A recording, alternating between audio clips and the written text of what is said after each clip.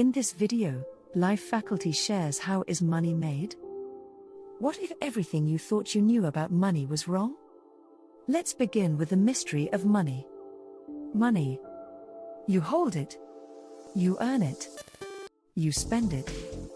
But have you ever stopped to wonder, how is money actually made? It's not just printed. It's not just coded into an app. It's created, managed, and, in some cases, it's even imagined. This is not just the story of paper and coins. This is the story of trust, power, and belief. Welcome to the secret life of money.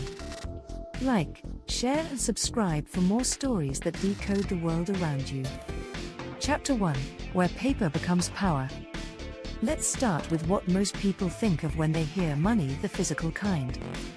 In the United States, paper money is born at the Bureau of Engraving and Printing. Elsewhere, it's born at national mints or central banks. These are not ordinary print shops. These are high-security fortresses, guarded by layers of surveillance, biometric systems, and armed officers. So, what goes into printing money? First, the paper. Well, technically, it's not paper.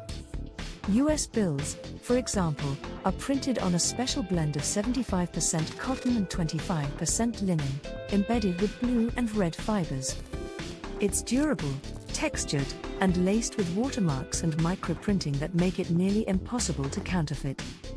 Then comes the ink, layers of it. Each note has its own blend of color-shifting ink, raised printing, and even invisible ultraviolet features. These tiny details? They're designed to do one thing: protect the credibility of the money. Once printed, the notes are inspected, sorted, and tracked. Some are destroyed on the spot if they don't meet exact standards. Only the flawless ones move forward, each with a serial number, each accounted for. And the coins? They're minted from metal blanks, stamped with high-pressure dyes, and polished into perfection. But here's the thing. This physical currency? It makes up less than 10% of all the money in the world. So, where is the rest? Chapter 2, The Money You Can't Touch. Most of the money that flows through our lives isn't physical at all. It exists in a world of code, databases, and digital networks. When you open your banking app and see a number, that's not a stack of cash with your name on it. It's an entry in a digital ledger. Digital money is created and moved in milliseconds across complex systems: PayPal, Visa, Apple Pay, blockchain, and more. But how is that money created? Well, here's where it gets interesting. In most modern economies, commercial banks actually create the majority of money. Not the government. Not even the central bank. Here's how it works: when you take out a loan, from a student loan to a mortgage, the bank doesn't hand you someone else's money. It creates new money by simply entering numbers into your account. That's right, banks are allowed to lend more than they physically have, a process called fractional reserve banking. It's not magic. It's legal. And it's the foundation of our economic system.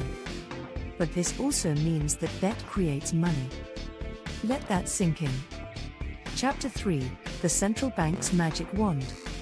Now let's go a level higher, to the central banks, institutions like the US Federal Reserve, the European Central Bank, the Bank of Japan. These aren't regular banks. They don't serve customers. They serve nations. Central banks control the money supply. But they don't just print more cash when they need it. Instead, they use powerful tools, like setting interest rates and conducting open market operations, to manage how much money is in circulation. In a financial crisis, for example, central banks can perform quantitative easing, a fancy term for creating digital money to buy government bonds. This injects liquidity into the system, encouraging banks to lend more, businesses to invest, and consumers to spend.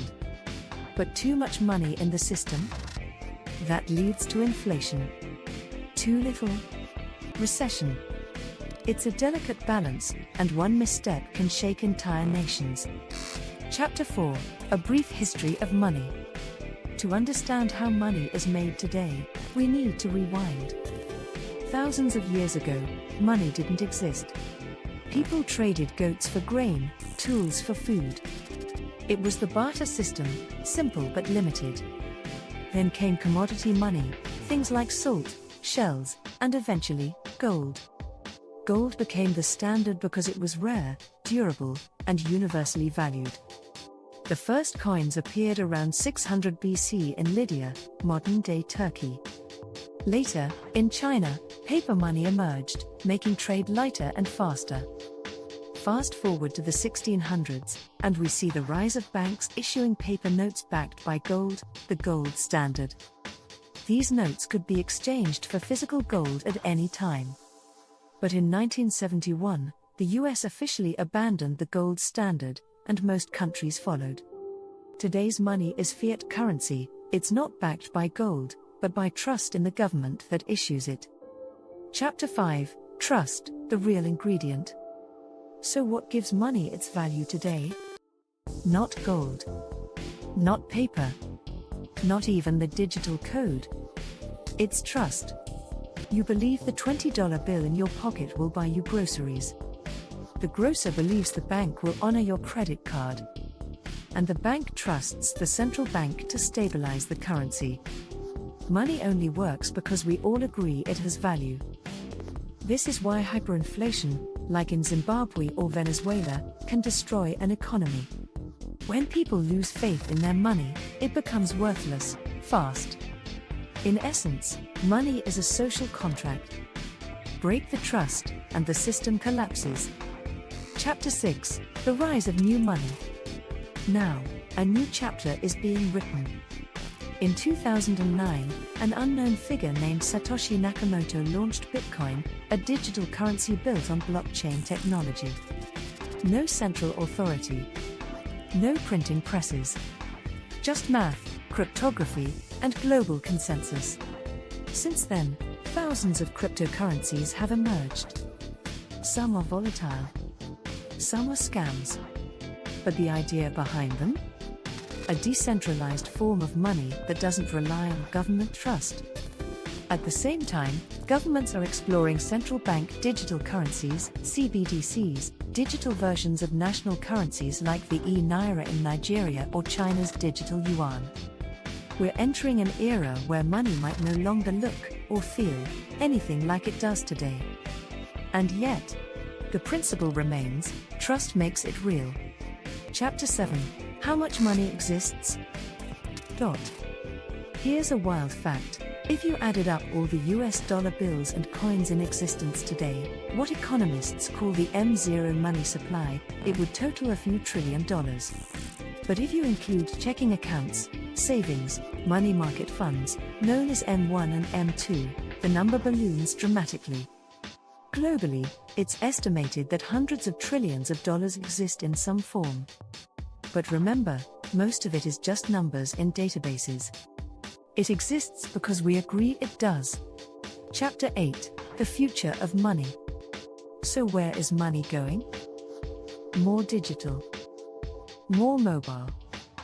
Possibly more decentralized. We may soon live in a world where physical cash disappears entirely. Where payments happen with facial recognition or biometrics. Where your currency is tied to a blockchain rather than a bank. But with this convenience comes new challenges: privacy, security, control, inequality. As money evolves, the questions it raises grow louder. Who controls it? Who creates it? And what happens if the system breaks? Finally, money is more than paper. Money is more than coins, bills, or numbers on a screen. It's a mirror of our values, a reflection of our systems, and a test of our trust. It is made, not just by machines or computers, but by the agreements we make with each other. So, the next time you pull out your wallet or check your balance, ask yourself, do you own your money? Or are you simply part of its story? Because in the end, money isn't just made. it's believed into existence. Like, share and subscribe for more stories that decode the world around you.